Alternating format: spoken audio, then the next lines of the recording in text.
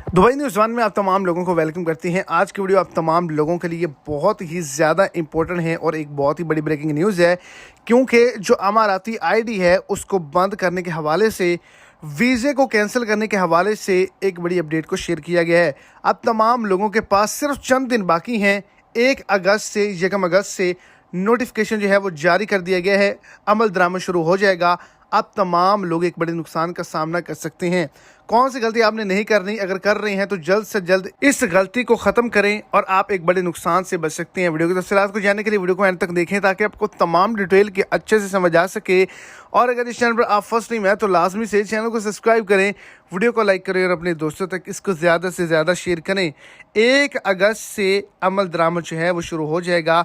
वो तमाम लोग जो कि दुबई के अंदर मौजूद हैं जिन पर 5000 दिरहम तक का जुर्माना है और इसको 3 महीने गुजर चुके हैं, इन्होंने ये जुर्माना जो है वो पे नहीं किया या ख़त्म नहीं करवाया, तो इनकी जो अमाराती आईडी है वो अब ऑटोमेटिकली जो है वो बंद कर दी जाएगी।